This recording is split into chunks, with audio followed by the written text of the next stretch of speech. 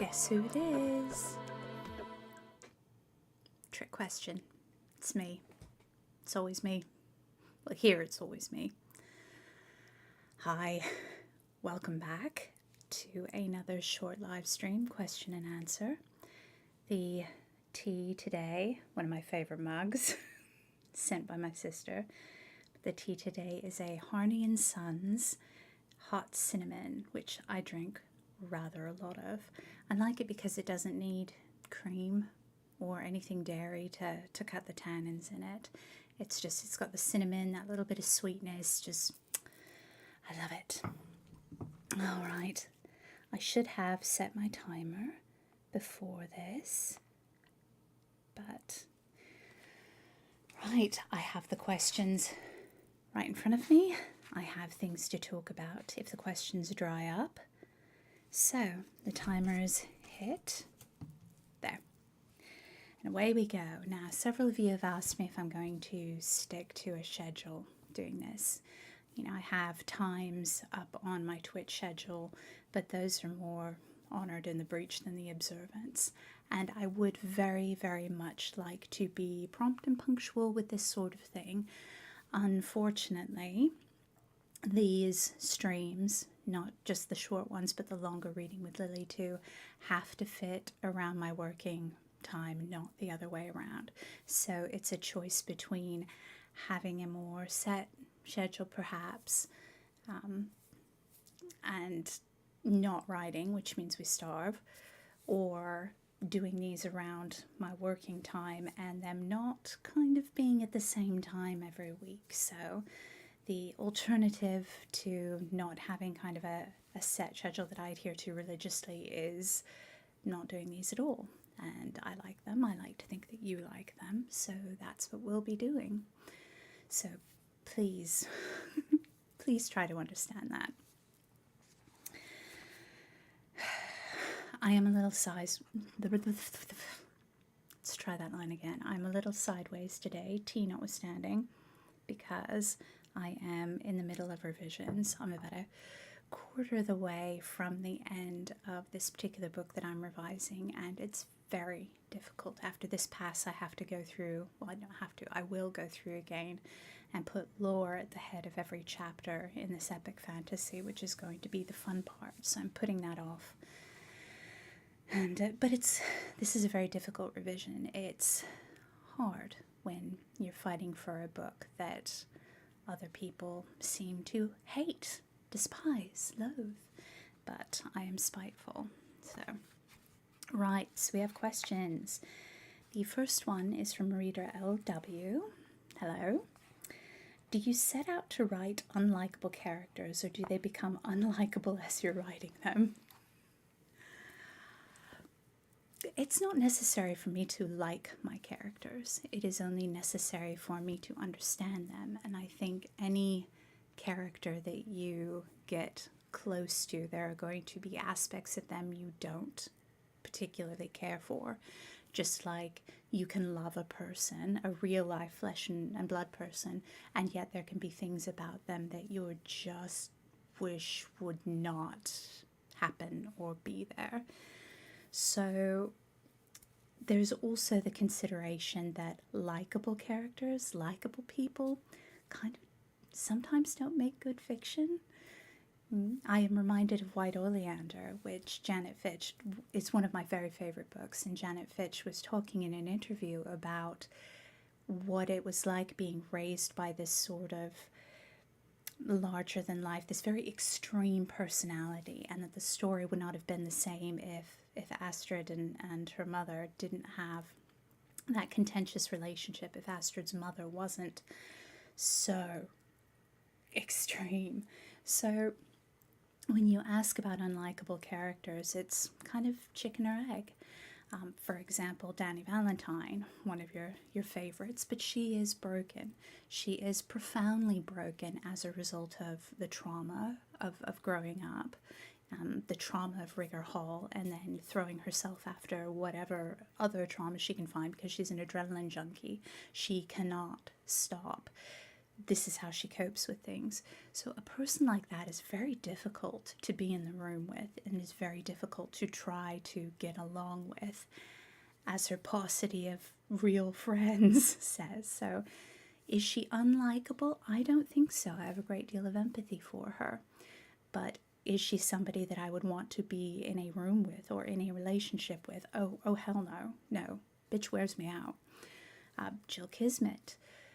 What kind of person would do this kind of law enforcement? Would that be somebody that I would get along with? Not necessarily.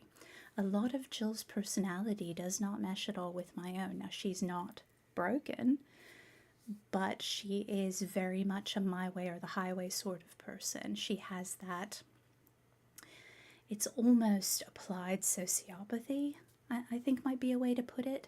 She is used to making decisions in life or death situations the same as a pilot or a surgeon, and pilots and surgeons are notoriously difficult to get along with too. Other characters, Emma Bannon or Mikal, or goodness, let's take a look here. Jeremy Gallo. Oh, Gallo. He loathes himself so much, and part of his arc in the books is to get to a place where he comes to some kind of peace with himself that he has to pay for, because nothing among the Fae is free ever. But is he a nice guy? No. Is Kren a nice guy? No. Is Robin a nice person? She tries to be. But being a good person in a deeply unjust world carries its own cost. So, do my characters start out unlikable? I don't think so. I understand them. Like I said at the beginning of this, I am not required to like them. I am only required to understand them and to sort of get out of the way while they're telling their stories. It's a little like parenting. You have to have very firm boundaries, but you also have to just get out of the way and let these amazing human beings who have, chosen you to care for them, you need to kind of let them be who they are, and characters for me are very much like that. Now, you could say that perhaps I'm a bit touched because characters are real people to me to a certain degree. I carry on conversations with them. I live inside their heads. I live in their lives. When they get punched, I feel the hit. Writing for me is very physical, and I feel the sensations with these characters. So, for example, let's go back to Nanny Valentine's series, Dead Man Rising, where, that the incident happens with Jace Monroe. I mourned deeply. I was sideways for a while. My own emotional reaction to the stories has to be managed, which is why the job is so, if the job was easy, everybody could do it. I like to think that provides my characters with a little bit of immediacy, with, some je ne sais quoi that readers respond to, because readers certainly do tend to respond to my characters on a very deep level, and I love that. The great thing you want in writing is an emotional response. People can love it, people can hate it, that's fine. What writers don't want is the part in the middle where it's like, meh, it was okay, it was fine. And for me as a writer, that spot is like artistic death. I would much rather hear from somebody who absolutely loathed my book with the fire of 1,000 suns than, somebody who was just like, yeah, it's all right, maybe. So, to sum it up, there really isn't a clear answer here. Likable people might not make for good stories, and the characters don't tend to be unlikable for me in particular because I understand them so well. One of the chestnuts that I say over and over again, one of my little sayings, is that understanding breeds compassion. It doesn't have to breed exploitation or putting up with exploitation, but it can breed compassion, and that's how I feel about characters. I understand them. I don't want them near me, especially Perry, but I understand them. I hope that answers it. Next question from reader KS, and this one was a good one. I underlined this. I put it in the journal and underlined it. Will you ever tell the Hedgewitch Queen from Tristan's point of view? my dear reader, do I have a treat for you? So, the Hedgewitch Queen. I pulled these off my brag shelf because... Okay. So, the Hedgewitch Queen it's a love song. I write a lot of love songs. There are books that are not really books to me. They are, love songs, almost offerings. Cormorant Run is my love song to Soviet sci-fi and the Strugatsky brothers and Tarkovsky's Stalker. So that's my love song to that. And, oh goodness, like the Bannon and Claire is sort of my love song to Sherlock Holmes and just the explosion of Holmesiania and a little bit of Victoriana, because you really can't throw a stone in Sherlock Holmes without running up against Victorian era stuff. And hello in chat. I recognize that little text emoji now. So the Hedgewitch Queen is my love song to tales of chivalry that I grew up reading. It's my love song a little bit to Alexandre Dumas, and not quite Three Musketeers, but some other Dumas stuff.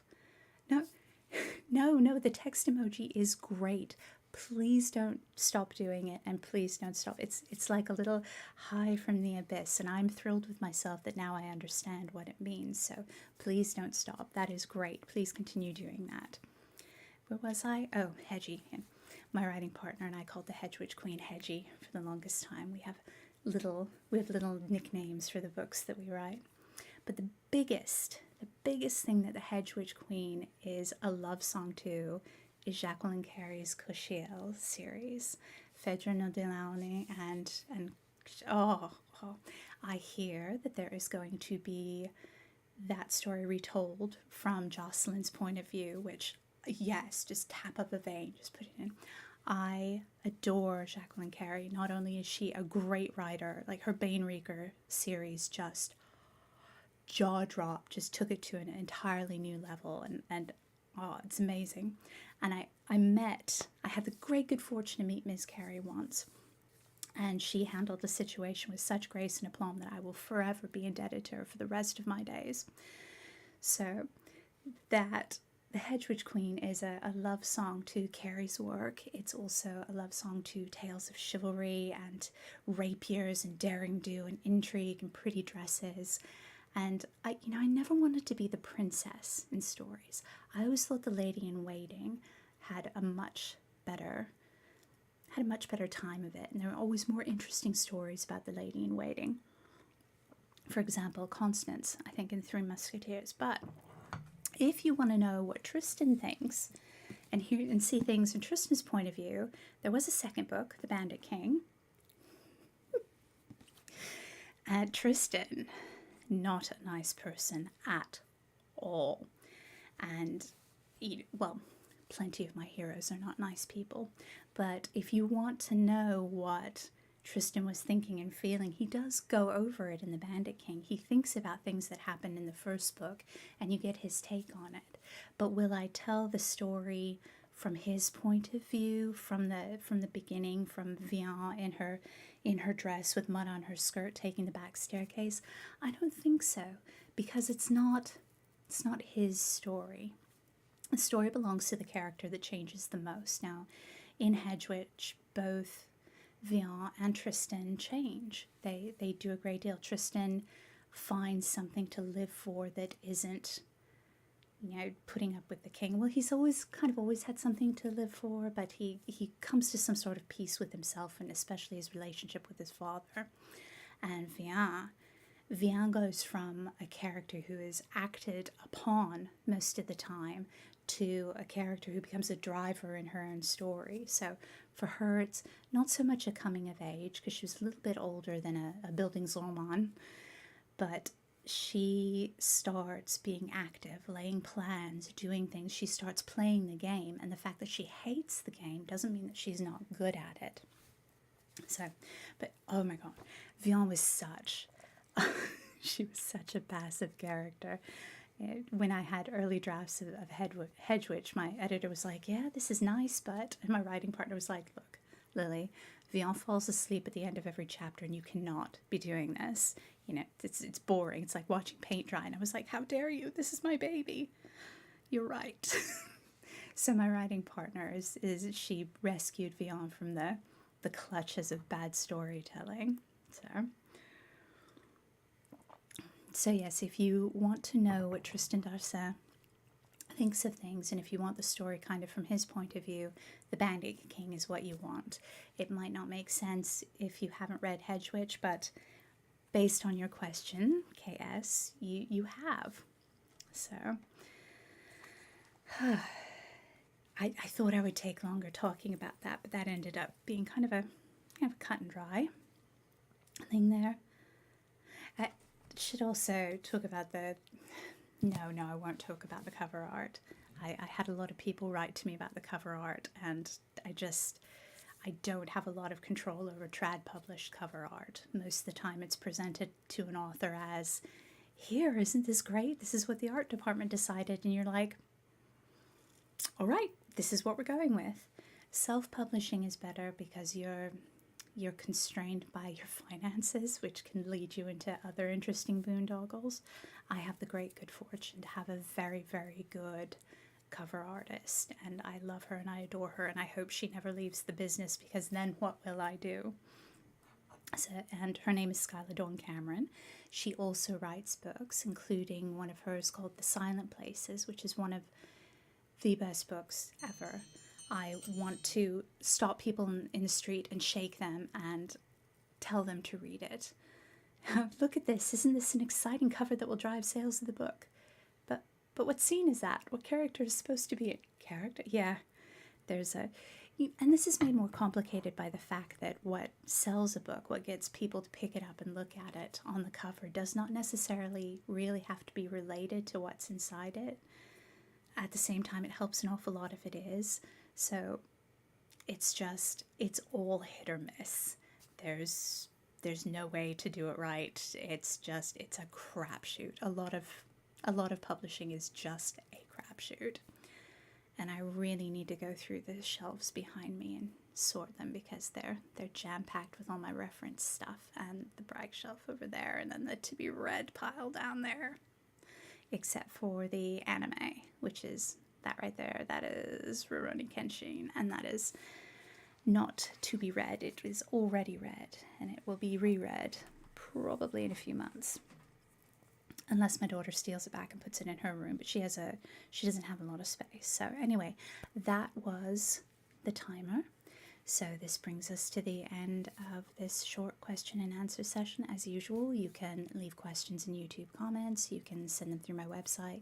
You can ask me on social media, and especially my subscribers if you are on my Discord server, which, you can sign up for that if you are a Gumroad or Patreon subscriber.